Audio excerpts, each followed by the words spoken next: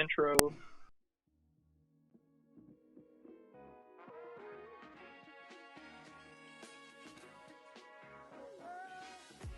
Welcome to the beautiful city of Athens, the gateway to the Tennessee Valley, a city rooted in deep community relationships and built on a rich tradition of small local business and the very best of the human spirit.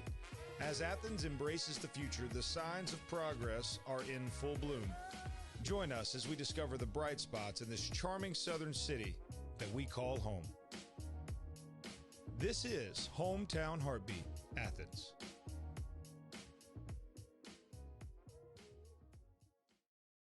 And you're live. What's going on, everybody? How's it going today?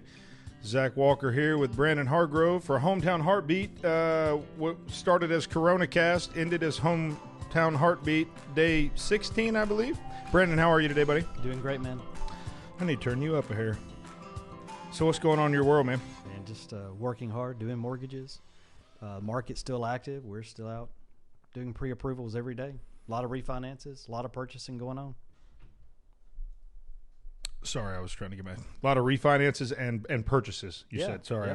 I'm back. Connor, you hear us loud and clear. Everybody say hello to Connor real quick, our producer who's doing this again from home. Connor, how are you today, buddy? Doing good. Connor, a man of many words. Thank you, Connor. Thank you so much. No, look, so here we are. We are in, I don't even know what today would be in the whole scale of the lockdown of the whatever it is. I've lost count. But Somebody said this morning on Facebook, can someone tell me what day it is? And someone said, I think it's Tuesday or June. I'm just not sure. I thought that was funny. No, I mean, look, it's this thing's gotten a little out of. Well, let me back up.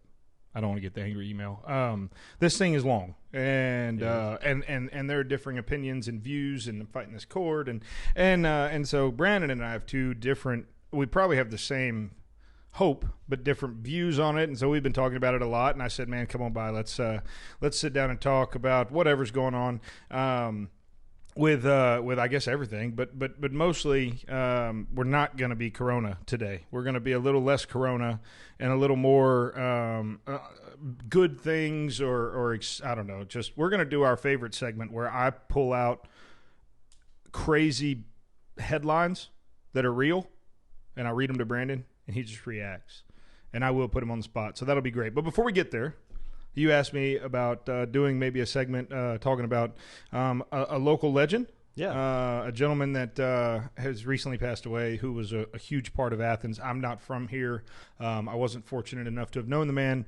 But many, many people have and did. And Brandon, you said that you had the opportunity to meet him and know him a little bit. And so I wanted to give you an opportunity. I know you're holding one of his books, and I read some of his stories this morning and trying to do some research and learn about the guy. It was a veteran, I understand. Well, I'm not exactly sure. He was very involved at the Veteran Museum.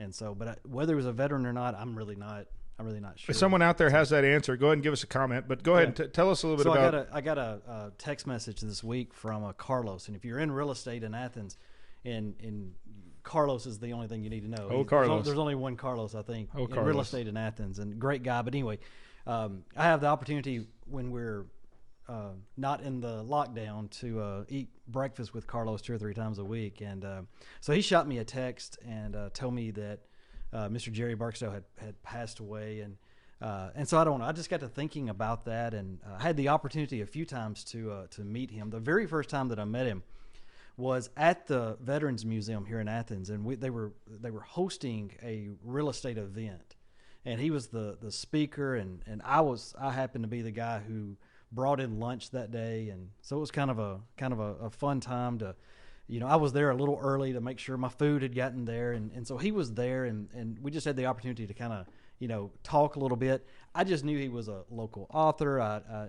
That's about all I knew. And so anyway, he started talking, and it was just telling these old stories. That's right down my alley. I love to communicate through stories. And I don't know, but he just captured the room. I had the opportunity. I didn't have a door prize. It was something had happened, and it was kind of a last minute thing. So they had asked me last minute to grab lunch, and so we did that. I didn't have any door prizes, and so I was hearing him talk. And so he sells his books, or the books were being sold there at the Veterans Museum. And so I went out front, and I just bought 4 or 5 books, and I just give those away as door prizes. And I remember keeping one of them, and just remember reading them, and it was a fun time. And then later, I would just see him around, and a few times he joined Carlos there at the restaurant, and he would sit down, and within just a couple of minutes, he would always have a story to tell, and everything that he did would wind up inside of a story. And so I don't know, I just wanted to say thank you for all the stories that you have blessed Athens with. Cool books, like I've got one in front of me, Cornbread Chronicles, and it was kind of a cool thing. I was reading his bio this morning online, and I love the part where it said he was a storyteller. He had spoken at various events about foxhounds, cornbread, and baptisms. And I thought that was kind of cool. I see here Holly Holman was quoted this morning as saying she's the communications specialist and grant coordinator for the city. She said of Barksdale's death, quote, "Our community has lost a wealth of information with his passing, and Athens has lost her storyteller." And so it seems as though this gentleman was held in great esteem, high regard here. Because it wasn't just great stories; it was a lot of history. He always had, There's one thing to be a great storyteller, but it's also a different thing to be a great communicator and to share life and what happens in a town inside of a story. That's a different skill set. No, and Lori Patrick says here, which she's my favorite. Hello, how are you, darling? Can't wait to be able to come back and sit at your table one more time. But no, he was a veteran and an attorney, so he was both a veteran and an attorney. I knew the attorney part. To answer that question, yes, I knew he was very involved. I think he was on the board there at the museum, and very involved in that world. So, well, it's certainly a time in our country where we're being forced to acknowledge death, maybe in a way that we haven't in a long time. Now, this obviously not, as far as I could tell, related to what's going on. No. But in general across the country, it's certainly I'm finding a lot of people reflecting over, and so certainly I guess one of the upsides of being in the situation we're in as a country right now is having that ability to spend time. And I know a lot of times I get so busy that when things like this hit and happen, like it's part of another day. It's part of it. Again, he wasn't I didn't know the man, and I certainly wish that I would have, and all of that, but I didn't. And so it's great with being forced to slow down, as our country is being forced to do. You have an opportunity to acknowledge men like this, and I'm learning about a guy I never knew posthumously, and hearing, and now I want to go read his stories, and I want to hear, and so it's just kind of, again, if I've said it 100 times, I'm not one of those silver linings people. I don't believe in all that. I mean, it's either good or bad, right? I mean, it's not. But that being said, there are certainly some positives coming out of what we're being faced with as a country. And so right now, this is certainly one of them. And it's not just him. It's across the board. It's being I've been forced to deal with some things that maybe have, whistle past the graveyard, hope it don't bite you on the way past, kind of a thing. And you get quiet and still for a moment. You get to deal with those things, and so I certainly hate to hear of his passing. But just in kind of the last thing I wanted to say was taking this book. Carlos, thank you, by the way, for letting me borrow the Cornbread Chronicles this morning. I've got to have it back before his wife gets home. His wife she's about right there, and so he said, snap! And she's reading it right now. Oh, so, yeah. So he said. So he left it for Don't me take this advantage morning. of that. Yeah, so I've got to get it back. Carlos, I'm on my way just in a second. But he'll be headed that way in about 30 minutes, okay? And in the author's note of this book, Jerry writes at the very end, it's July 2008. He's in Jackson Hole, Wyoming, writing. And he says that there's a sign that's taped over his writing station or over his writing desk, and it simply says, "The reader wants to be entertained, so tell a story." And then he says, "I hope I have achieved that goal." And I would just say, thank you, Jerry. Absolutely, you overly achieved in telling a great story. Your life was a great story, and tons of people that knew him a lot better than me. But I wanted just to take a second and just say thank you, Jerry. You told the story extremely well. Thank you. No, that's man, that's good. And like I said, I'm not native here. I'm not from here, so I wish I would have had an opportunity. Certainly, I grew up with uncles, and I mean, Great Depressions, and you know, we were raised in a tent in the Great Depression, and he gave up a football scholarship to Ole Miss to pick cotton and stay home, and so I love hearing the stories of the generation that in my opinion, the greatest generation that's ever walked the face of this planet. Yeah. And so I certainly wish that I would have been able to know him, but to those who did and loved him, certainly praying for you and grieving with you and as best we can in this time. But certainly he has. He's impacted a lot of people, and so for that, be proud, be thankful. And for those of you that did know him, it sounds like you knew a local legend and a heck of a person, and his life certainly meant something while he was here. And so absolutely. Holly Hargrove has joined the live stream. Hello, Holly. Holly, do you want to call in and make fun, and like give Brandon a hard time on the show? Because like I'm watching Rick and Bubba, right? They're doing this thing now where they all went to Zoom, and so they're all at their houses and stuff, and these wives are like popping in and it is absolute gold because the wives will jump in on the Zoom call, and before you know it, they're roasting their husband and in front of all their buddies. Like there's nothing worse than being roasted by your wife. Yeah. It's 10 times worse to get roasted by your wife in front of your golf group or your your bowling buddies, or I don't know who bowls, but if you do, I'm talking to you. So my favorite segment. There's so much negativity with this coronavirus, and I'm going to give you a secret. You guys ready? Here's a secret. It's because they're only telling you the bad stuff. There's better news out there, folks. You got to seek truth.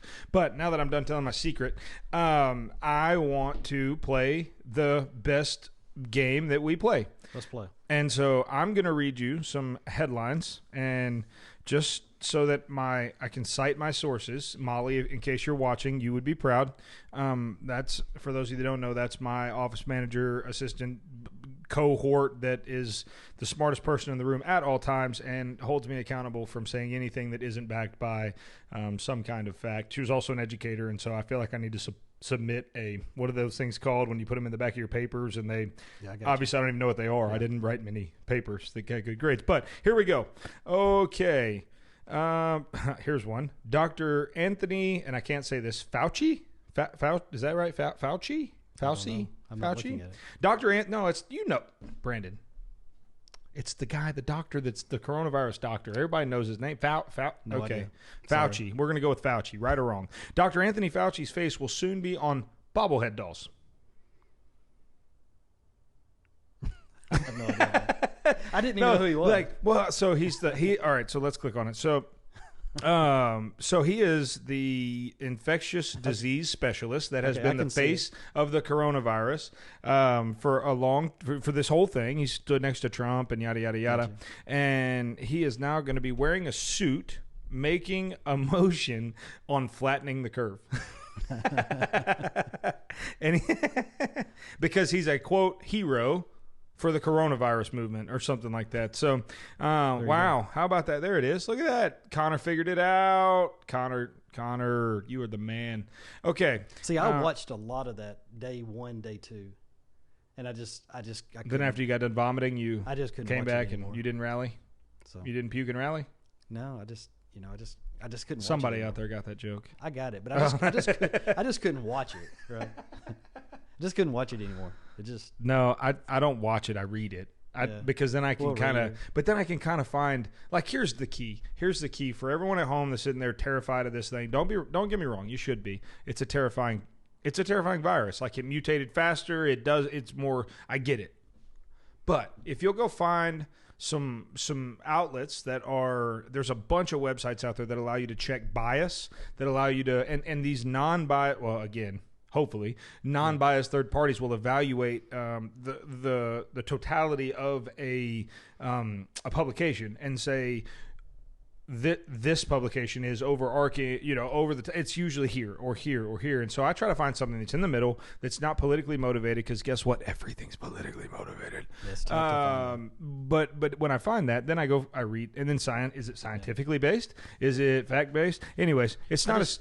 For the first 2 or 3 days, it was on. So my desk is here, my computers are here, and kind of over to the side, Fauci. I was running news, and so it would come on and it would capture me, and I would hit unmute and I would listen to it for a little bit, and next thing you know, 45 minutes has went by, and you've kind of and you're crying in there. In the fetal position and in that the corner. happened 2 or 3 days, and I just said I just can't do that anymore. So now I don't even turn the TV on.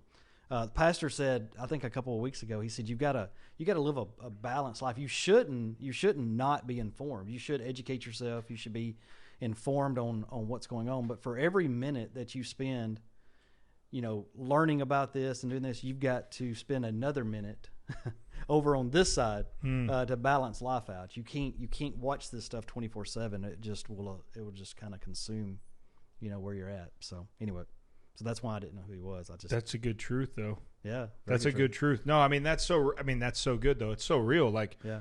Think about that in your life. If you only consume, because let's be real, this is not politics. We're not going into politics. Don't push me to politics because I will go there. You already know this. But basically, like, you're either listening to the left or the right. Very unlikely that you're listening to the center. And so I found myself listening to the same radio show every single day. And what happened was I didn't even realize it until I was regurgitating word for word the political stances, the views, the opinions that's how the media works. And that's how this whole thing is. You know why the country's divided? Because the media's convinced you it's divided. It's not because it's actually divided. It's because they've been saying it over and over and over again to the point where it becomes truth. And that's so good. When you find something that you want to listen to, whatever, find something polar opposite that you know you're going to disagree with. Yeah. But just go hear their point. If you can't listen to, look, if you're a Trumper, if you're an old MAGA build that wall kind of fella, and ain't nothing wrong with that. But if that's you, go listen to Biden.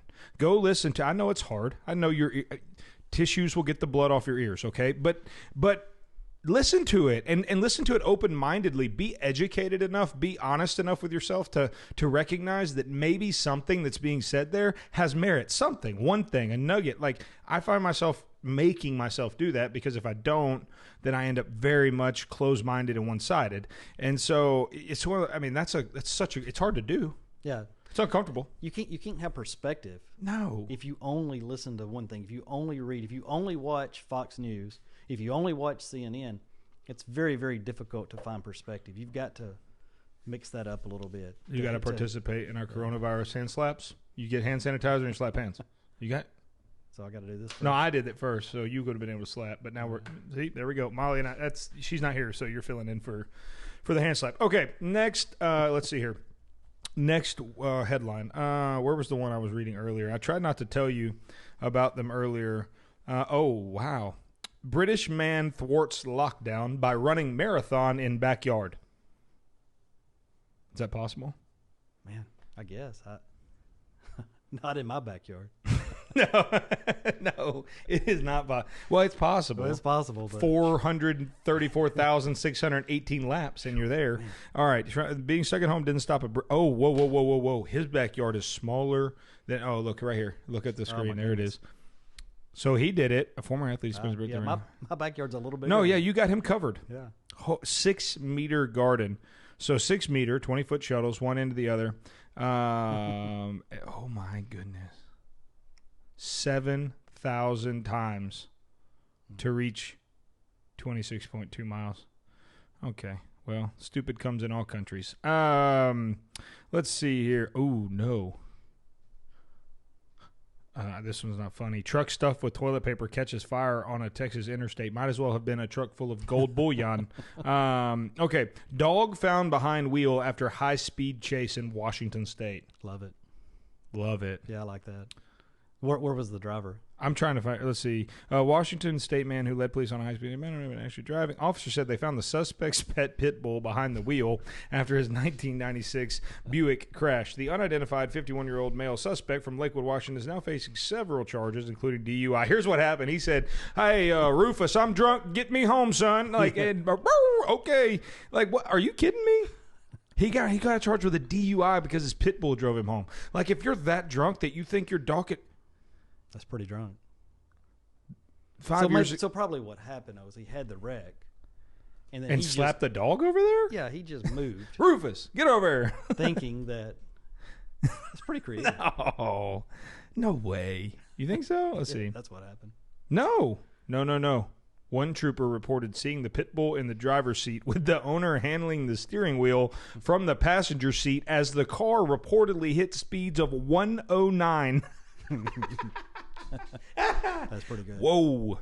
Oh, thank you, Jesus, for saving me. Because what's more impressive is the car got up to 109. You look at that thing. Yeah. That's a junker. That's what we call the hoopty. That looks like Holly's first car after marriage. So you bought her that?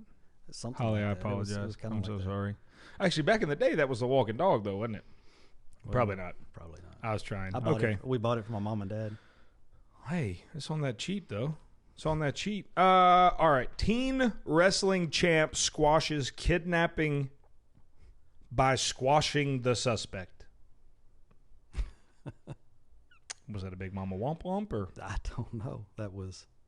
It seems like. It seemed like they were a little challenged writing that. It was tough. I'm going to read it again. Teen wrestling champ squashes kidnapping by squashing the suspect. A 16-year-old wrestling champion helped stop a kidnapping and assault near Las Cruces, New Mexico, by pinning a man to the ground until deputies. That's a stupid headline. Yeah, see, let me tell you something. Here we go. Journalism is dead, folks. Stuff like this is why it's called clickbait, and it's worthless. Although I did click on it, so whatever 10 cents it charged, I love every time I see one of those ads. Yeah, and I just click 10 cents every time I do it. I know that they're getting charged, and it's a dumb headline. I'm just clicking. I'm going to get $100 out of these folks. All right, let's see here. that's kind of like the guy who just ran back and forth in his backyard. Oh goodness, here's some good ones. Man told to turn down music chases neighbor with a sword. The sword. Have you ever been that mad? No.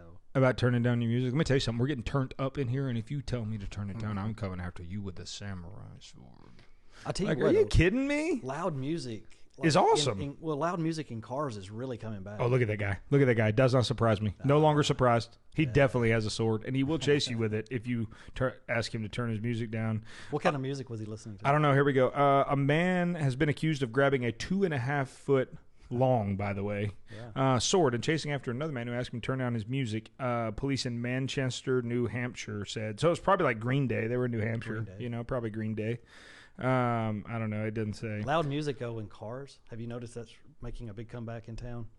Oh, yeah. Yeah. Here's the funny part. The confused high school kids with a dip in their mouth. They're not old enough to dip. They got a big old fat dip in their mouth, driving a big lifted pickup truck with the back end they couldn't afford to actually lift like they were supposed to. I guess they ran out of money. Listen to rap music. halfway. Listen to rap music. Yes. Son, you're confused. Yes. Son, you are confused.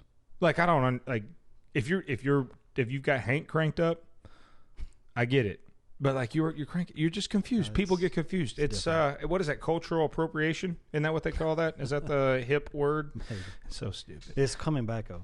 It is. Some Why? loud But vehicles why? I don't know. Why? I'm not What sure. what point is that? Folks, you're going to hurt your hearing. You're never going to be able to listen to your kids say I love you, okay? It's true. Let me tell you. I'm living it right now. I'm living proof. I'm kidding. I never had a loud radio because I loved my parents and they loved me. Pablo Escobar's cocaine hippos may be restoring Colombia's ecosystem. Yeah. The ecosystem. Oh, gosh. Colombian drug lord Pablo Escobar left a legacy of crime and violence in his country, but his most lasting influence may be on the environment. Well, not Escobar exactly, but a group of nearly 80 hippos descended from the 4 he owned that were set free after he was shot on a rooftop in 1993. Although the so-called cocaine hippos have also been accused of I'm sorry. of wreaking havoc on the local ecosystem, a new study suggests they may also restore ecological functions lost for thousands of years due to human-driven extinctions. Oh, my gosh. It seems, in other words, that the large herbivores, like the hippos in Colombia, are playing a biological role similar to that of mammoths and giant sloths. So in case you want to leave a lasting impact on your community, folks, go get some sloths, get arrested for drugs, get shot on a roof, leave them to the cops, and let them do their thing. Next. That's a terrible... That wasn't as good as I hoped it would be. I think my favorite post story of the dude is his wife. and how much money she's made as a fashion designer. Yeah. Is that not cool? Killing I it. mean, not cool, but I mean, it's just different. you said right? cool. I did say cool. If you mean it, say it. Say it if you mean it. I don't know if I mean cool, but I mean, she's doing it with blood money, but other than that, I mean, it ain't that big of a deal, you know. I'm kidding. I'm kidding. It's I'm just kidding. I think it's awesome. Women empowerment. It's the perspective of being able to. I don't know. I wasn't No, to expecting. create- I look. wasn't expecting her. Bingo. Well, here's why. And I put him in a bad spot. Yeah. Let me pull him back out of it. So the reality is, in those situations, in those cartels, those drug fueled or whatever it is, mob, whatever, the women are expected to shut their mouths and do exactly what they have no independence. They have no, and so for their safety too. Bingo, bingo. And for his safety, for everybody's safety. and for his control, because he probably had 3 other girlfriends. He didn't want her to get cross paths and see them. Correct. And that. So, Absolutely. anyways, long story short, they're not independent at all. And so for that to produce in his death someone who had the strength and ability, all it means is that she was being squashed by him and all that. And after his death, certainly I'm sure she loved him. Maybe. I don't know. I've never, But anyways, to see her just blossom like a beautiful flower in the springtime and just turn into that's cool. All right, so here's some really cool ones. We're back into some good ones. They're not as funny, but I do want to get into these. Well, one is funny. Pot shops thriving amid coronavirus outbreak. No shocker there. No. Hey, you're gonna get a bunch of time off and you're gonna get paid. What are you gonna do? Let's get high. Like alcohol sales are up 255%. What do you? I mean, shocker there? No. Why? Because they're quote unquote essential. And I'm quite frankly, I'm happy they are. If I'm being honest with you, do you know what a world looks like without alcohol? It's awful because people are going to get that. No. A lot of people are going to get it one way or the other. It's a dangerous place out there. Yeah, there's some actual stories inside the Cornbread Chronicles about moonshine and.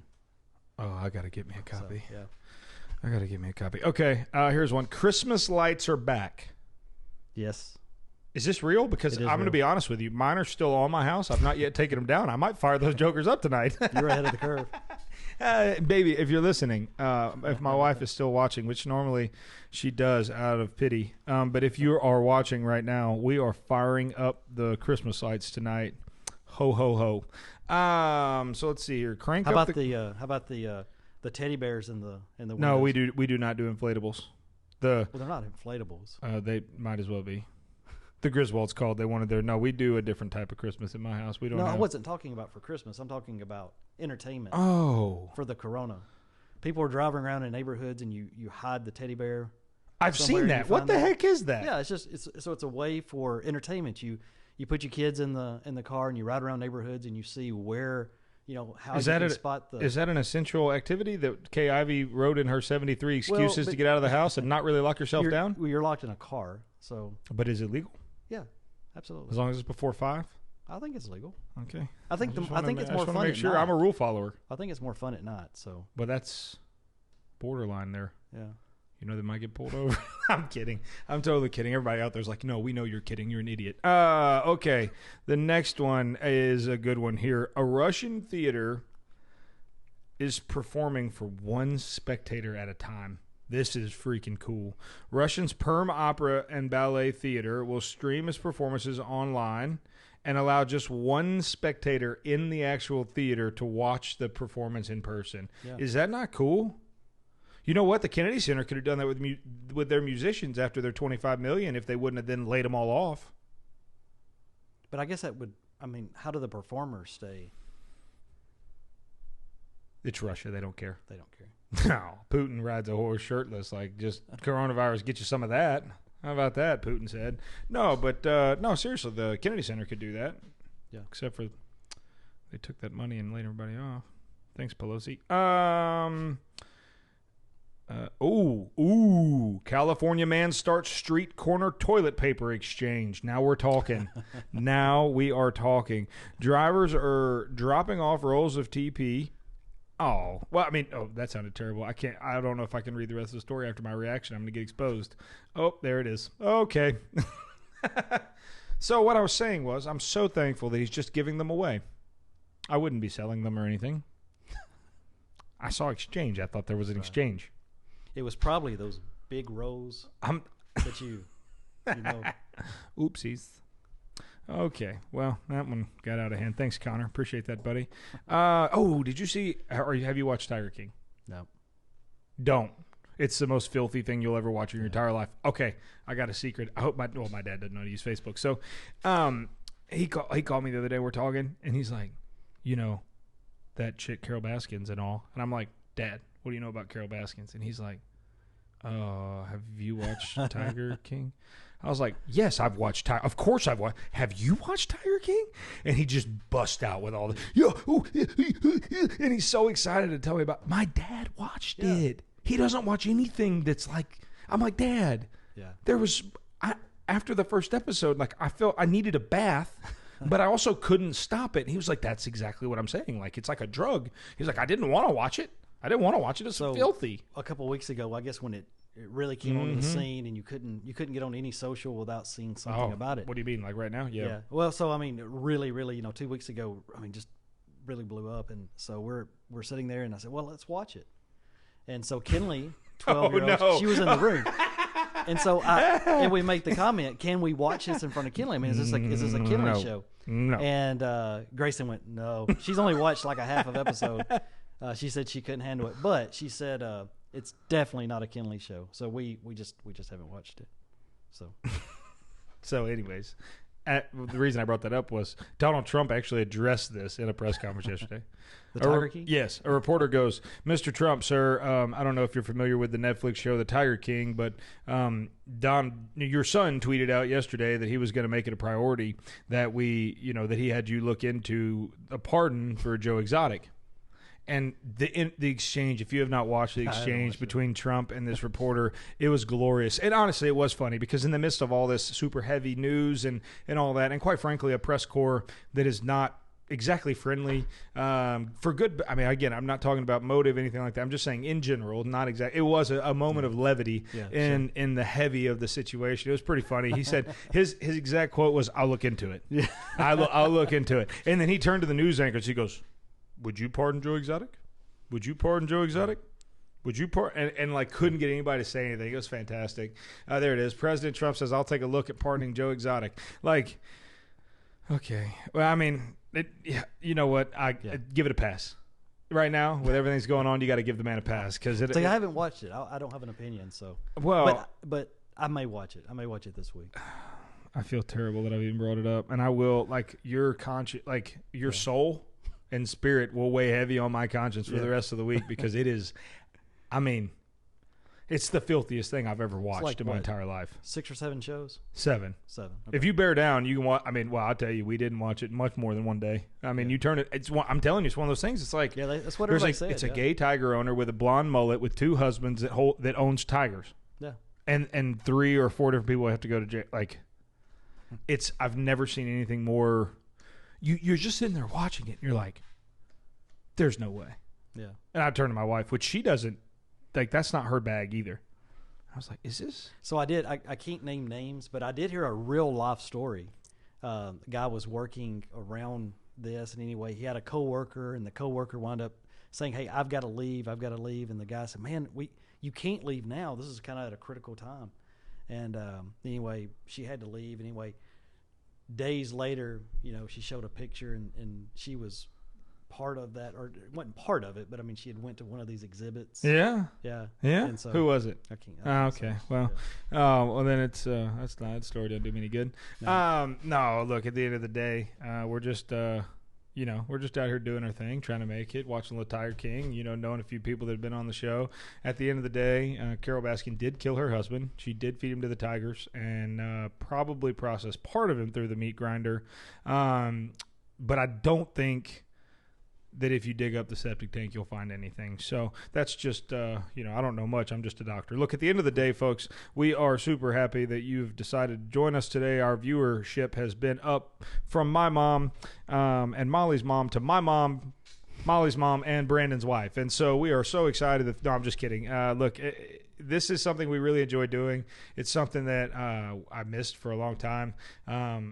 took a break from. Brandon coming back and being a part of this. Brandon's, he's volunteered to be a part of this on a fairly regular basis as we move forward. And this is what you can expect. I mean, we're going to dive into some more real information and dive into maybe, I'm tired of talking about business all the time. And I know that it gets tiring for you too. And so we might find some topic or something that we can dive into. And once a week, just jump into that. And, but at the end of the day, guys, as you sit home and you figure out what's going on, like I want to encourage you with a couple of things. One, like stay home until we get to the end of the term that we've set.